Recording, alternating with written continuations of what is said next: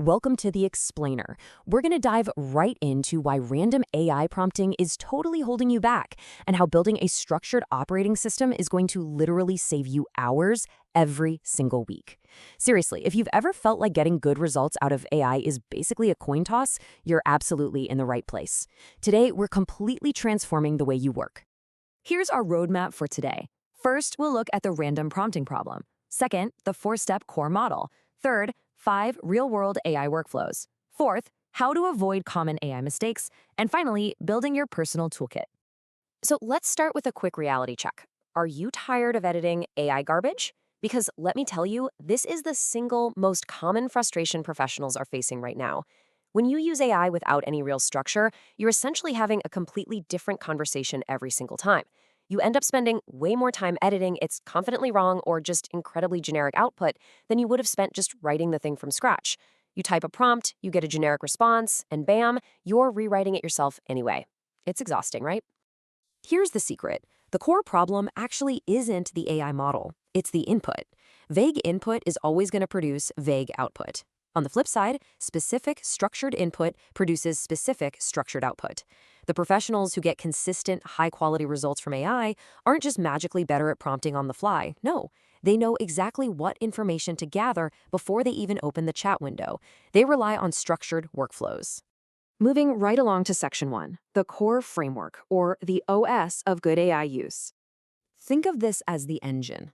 Input is your raw material. Prompt is your specific instruction, review is your quality gate, and output is your final product. Now, these 4 steps, totally non-negotiable. Skipping any single part of this chain completely degrades the final product, especially, and I can't stress this enough, the human-driven input and review phases. So, the absolutely crucial point here is that your raw material, your notes, context, facts, and constraints, has to be manually gathered and categorized before you type a single instruction into the AI. Scattered notes, they've got to be organized into categories first. It's like prepping your ingredients before you cook. The better your input, the better everything that follows. You really have to front-load that context. All right, let's jump into Section 2, 5 real-world AI workflows, also known as the apps. Now, these workflows don't just live in isolation, they actually build across a typical work week. Just imagine starting your Monday with task breakdown planning, knocking out some research briefs on Tuesday, handling nuanced emails on Wednesday, summarizing your team's syncs with meeting summaries on Thursday, and then wrapping the whole shebang up with a weekly status update on Friday. Let's take email writing as an example.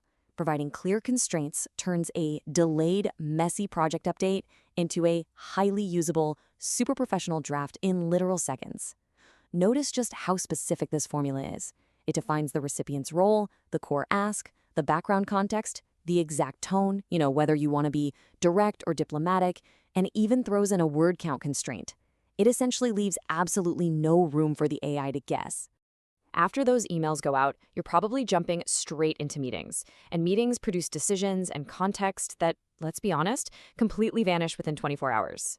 If you feed the AI your messy bullet points, the meeting name, and the attendees, the AI can organize it into perfect decisions and action items. But, and this is a massive but, you absolutely must review the output to make sure the AI hasn't misattributed any of those important action items. Actually, I need to double down on this warning. AI can be confidently, spectacularly wrong. Never, ever send an AI-generated follow-up without reading it first. It can easily misattribute action items or even invent reality in ways that just don't match what actually happened in the room. You, the human, are the final, indispensable quality gate. You always have to check the boxes. Now, for those dreaded weekly status updates, stop starting from scratch. Just paste your raw accomplishments and blockers and let the AI format them perfectly for your manager. And as for research briefs, it's your ultimate shortcut to orienting yourself on a totally unfamiliar topic, say a new vendor or an emerging market trend. It saves you from spending hours tumbling down a research rabbit hole, providing incredible structure and speed. Then there's task breakdown and planning, which is an absolute underused superpower. When you're facing a massive, ambiguous deliverable, staring at a blank page is honestly the hardest part. By just providing a goal, a deadline, and your team's constraints, the AI can generate a sequenced task list in about 90 seconds. It's literally like having a planning assistant sitting right at your desk, giving you a really strong first draft and saving you at least 45 minutes of initial setup time. Okay, let's shift gears to Section 3, avoiding common AI mistakes, our guardrails. There are a few big traps to avoid here. First, never prompt without context. And always remember that the first draft is never the final draft. Crucially, don't ask an AI for real-time facts, reasoned statistics, or internal data unless you provide it yourself. Otherwise, it's just going to invent them. Finally, always adapt your tone for your specific audience. And hey, if you get a bad result, don't give up. Just tell the AI what it got wrong. That's just a normal part of the iterative process. You can really see how adding specific constraints completely transforms your output. A prompt like, write a summary of this meeting, is weak. It's way too generic. But if you tweak it to, summarize notes into 3 to 5 bullets covering decisions for a manager in a factual tone, well, that turns it from useless to highly actionable. Every single strong prompt needs a role, a task, an audience, and clear constraints. Bringing us to Section 4, building your personal toolkit. So building this toolkit takes maybe 30 minutes up front, but I promise you it will consistently save you hours every single week. First, just create a single document, a Word doc, Notion, whatever works best for you. Second, copy these 5 workflows in and label each prompt with when to use it and exactly what input it needs. Third, review them quarterly because, your role evolves. And fourth, share them with your team. It's a great way to create a consistent standard of excellence across your whole department.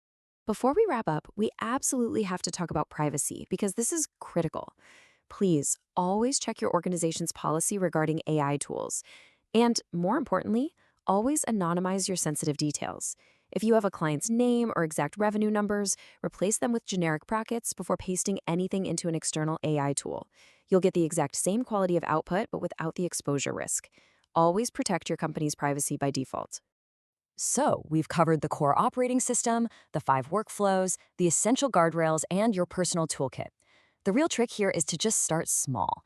Pick your most painful reoccurring task this week, maybe it's that dreaded Friday status update, and refine your prompt until it consistently delivers. You now have the structures system to stop random prompting and start doing real efficient work. So I'm going to leave you with this one question. Now that you have the system, what will you build next?